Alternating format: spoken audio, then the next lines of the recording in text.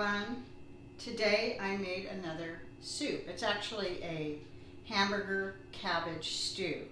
Now I've made other cabbage soups before, but I've never made this one. So I really did work with this quite a bit to get it to the flavors that I wanted. And this is a good example of when you try something new and you really don't care for it the way it is presented to you, that you can work with it. That's what cooking is all about. You can make it your own, however you like. So I did add a few other things in here. I looked at another recipe and I knew it just didn't have, even the second recipe, didn't have enough flavor for me. So I added my own seasonings and you'll see that as I show you. So let's taste it. It's so delicious. So I'm very, very pleased with the outcome of it because I adjusted it to my taste. So I hope you'll enjoy watching this. And if you like my channel, I would really appreciate it if you would subscribe. I really appreciate everyone watching. Thank you. And I hope you enjoy this recipe. Okay, here are all the ingredients that I'm going to use for this hamburger cabbage stew. Now all the amounts will be underneath the video in the description. So I'm going to use half of this cabbage. This is a very large cabbage, about 4 cups of water. You want 2 bouillon cubes, but I'm going to be using better than bouillon, and 1 teaspoon of better than bouillon is equal to 1 bouillon cube. I'm using ground beef, bell pepper, celery, salt and pepper to taste, garlic powder, fresh garlic cloves, Worcestershire, and a 28-ounce can of crushed tomatoes. You can also use tomato paste, a few of teaspoons of that if you want. I'm going to use paprika. So the main flavoring in here is going to be like the beef and the bouillon and the hamburger meat with the cabbage. It's going to be really flavorful, but you don't need a lot of seasonings. And you can add a carrot. I won't be sauteing the carrot. I'll be adding it later. So let's get started.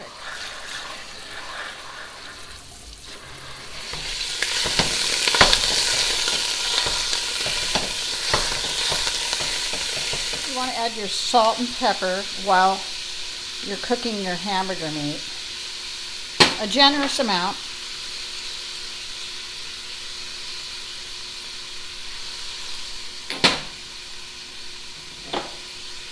You want to cook your hamburger meat till all the pink is gone. While you're cooking your meat, you want to get your vegetables all chopped. And just kind of finely like this.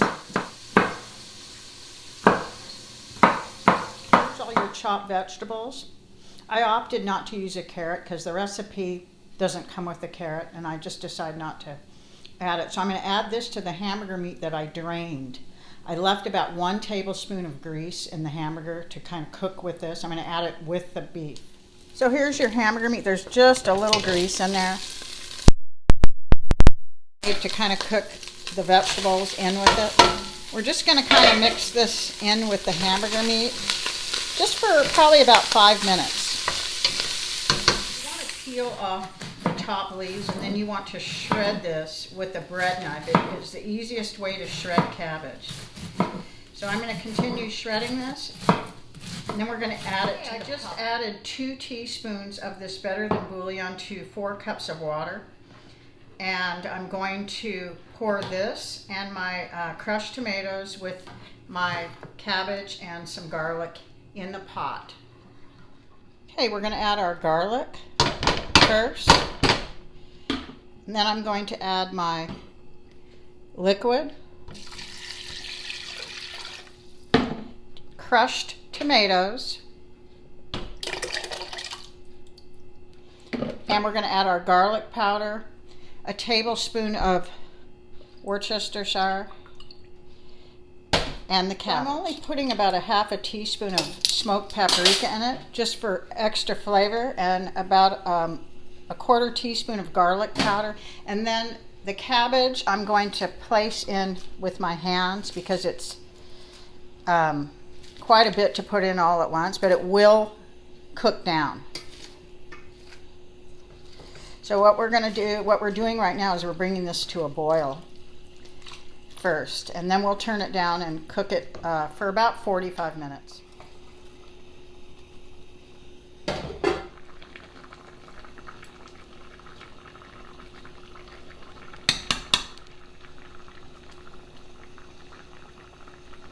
Okay, now that it's reached a boil, we're going to turn it down to a low, like a 2 or 3, and let it cook for 30 to 40 minutes. Okay, I've been tasting this, and I don't approve of the taste. It just isn't tasty enough. So I wasn't sure if I wanted to add any kidney beans like the recipe calls for, but I am going to add some light colored kidney beans. So so according to a different recipe, it says you can add a beer or lager. So that's what I'm adding. I've added about 5 ounces, and I'm going to stir it around and taste it and then cook it a little longer. So this is what I added. I added probably about 6 ounces of this lager beer, and I added some of these little canary beans, which are kind of a light kidney bean. And I'm still not 100% happy with the flavor, so I'm going to add some more seasoning. I'm going to add about a half a teaspoon of marjoram. I think it just needs a little more flavor. I'm going to add a little more garlic powder, and I'll let you know how that tastes.